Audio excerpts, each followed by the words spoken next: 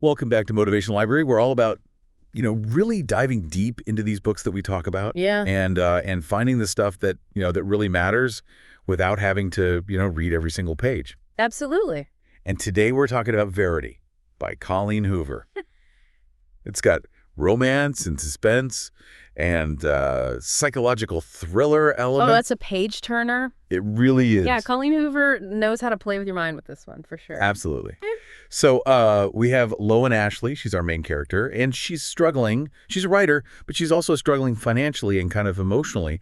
And she gets this opportunity to finish this book series by this famous author, Verity Crawford, who's been injured and can't write. Right. So pretty straightforward so far. Well, not really, because the person who approaches her with this offer is Verity's husband, Jeremy, and right away their connection is very intense. Yeah, there's a spark there. And there's that scene right before they even meet where Lowen sees this horrible accident, and then she meets Jeremy right afterwards. It's like their paths are colliding, but against this backdrop of tragedy. Right, and his reaction to the accident is so weird, too. He just says, "I've seen worse." I know, chills, right? You immediately get this feeling that there's something dark in his past, something he's hiding. Absolutely. Mm-hmm. And then there's that weird conversation in the coffee shop bathroom where Lowen breaks down about her mom dying. Oh, yeah.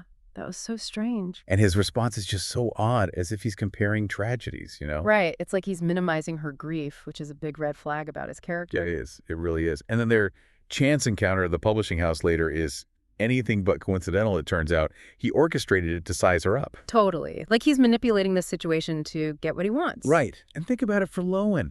This is a huge opportunity.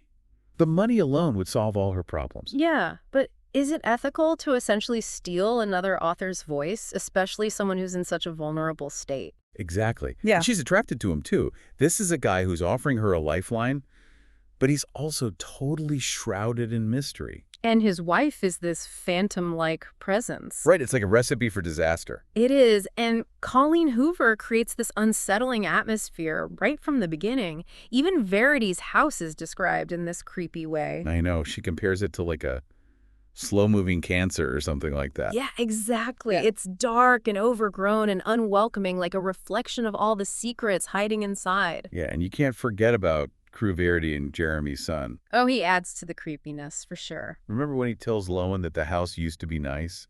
That's a chilling thing for a kid to say. It's like he's speaking for the house itself, Yeah. like it's warning Lowen about something. Totally. Error. So we've got Lowen in this really unsettling place, and she's supposed to channel Verity's voice to finish this book series. Mm-hmm. But then while she's looking around Verity's office, she finds something that changes everything. It's Verity's autobiography hidden away. Ooh, this is where things get really interesting. It really is. I mean, it's more than just an autobiography. It's a look into her mind. And it's not pretty. No, it's disturbing. The way she writes about her marriage and motherhood, it's so cold and cruel. Yeah, I mean, she talks about trying to abort her twin daughters with a wire hanger. I know, that scene was brutal. It makes you question her sanity. It really does. And why would Colleen Hoover portray motherhood in such a dark way? Right. It's unsettling, but it makes you think about the complexities of human nature. Absolutely. Yeah. And then there's the attempted drowning of her daughter, Harper. Another gut-wrenching scene. Hoover doesn't hold back in the details. You really feel the weight of what Verity did. And it makes you question what's real and what's not. Is this manuscript the truth? Is she exaggerating? Is this some kind of twisted fiction? You never know with this book. Yeah. And that's what makes it so good. So is Verity a monster? Or is she just a woman battling her own demons? Exactly. And how much of what she's written can we actually believe? It's like she's playing with the reader. You never know what to expect. And all of this is happening while Lowen is developing feelings for Jeremy. Talk about a complicated situation. Yeah. She's attracted to him, but this manuscript, this darkness, hangs over everything. It's a ticking time bomb, right? You can just feel the tension building. Mm-hmm. And then on top of everything, Lowen starts to think that maybe Verity isn't as unresponsive as everyone thinks. I know that scene where she thinks she sees Verity watching her from the window.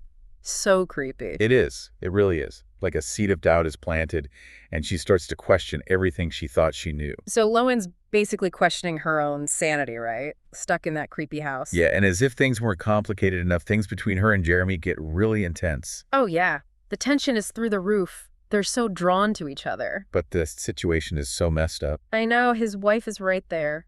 Even though she's in a coma, their connection just keeps growing. And Hoover really captures that struggle. Uh. You know, between desire and knowing it's wrong. Definitely Lowen knows she shouldn't be falling for this guy, but she can't help it. And Jeremy.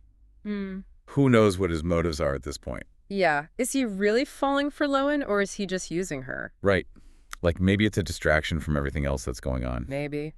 And remember that scene where they're working on the manuscript and their hands brush? Oh, man. The electricity in that moment. You just know something's going to happen. And it does. They end up sleeping together. Which makes everything even more complicated. Right? Now it's not just about Verity's secrets. It's about what their actions mean. And the consequences for everyone involved. You have to wonder about Jeremy. Is he genuine? Or is he using Lowen to deal with his own guilt and grief? Exactly. And through all of this, Lowen's still reading Verity's manuscript. And it just keeps getting more and more shocking. Like the scene where Verity describes trying to smother Harper. Oh my God, that was so disturbing. It really messes with your head because you think about motherhood and how mothers are supposed to protect their kids. And here's Verity admitting to trying to hurt her own daughter. It makes you think about the dark side of human nature. Yeah, like how far can someone go? And what was Hoover's intention with this? Was she trying to shock us? Or make a statement about motherhood. Maybe. But it definitely leaves an impact. No doubt. And to make matters worse, we find out that Jeremy knew about this. He knew that Verity tried to hurt Harper. Yeah, she told him. And he just believed her explanation about postpartum depression. But was he being naive? Or was there something more going on?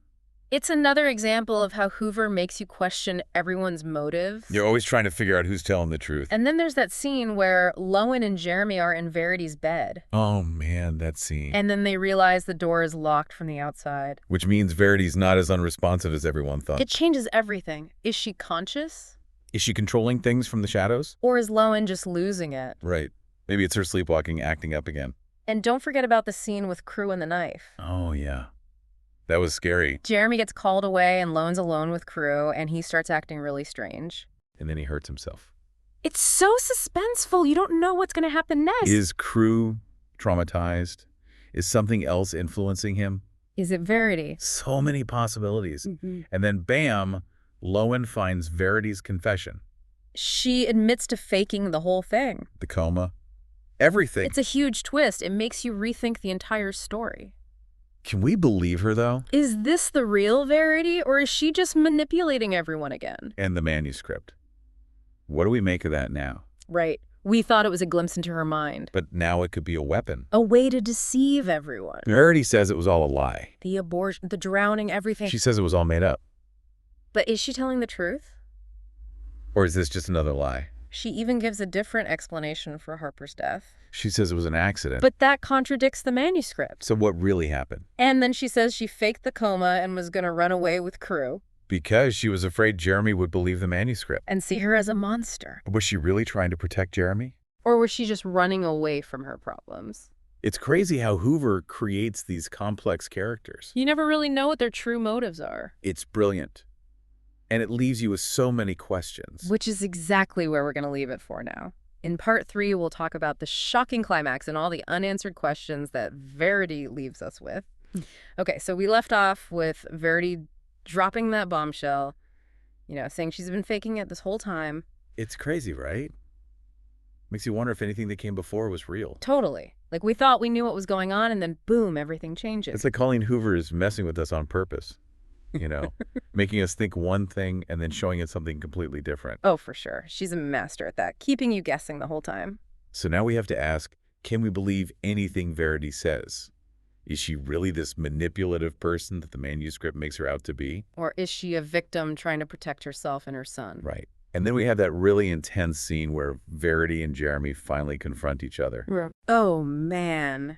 That scene was electric. Jeremy's furious. He's heartbroken.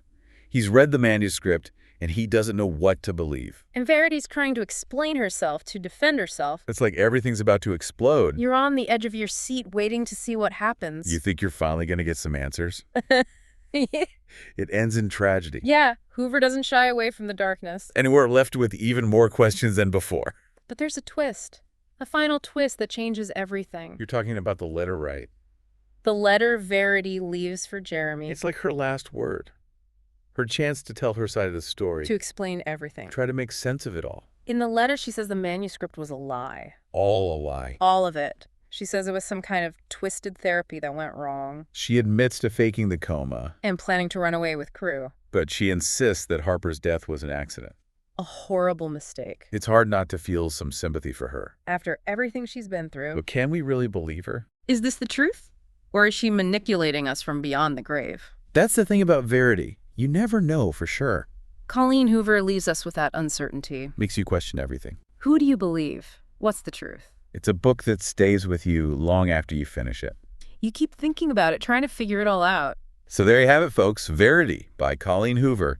A wild ride from beginning to end. What did you think? Who do you believe, Verity or the manuscript? Head to the comments and let us know. And don't forget to like this video and subscribe to Motivation Library for more deep dives into the books everyone's talking about.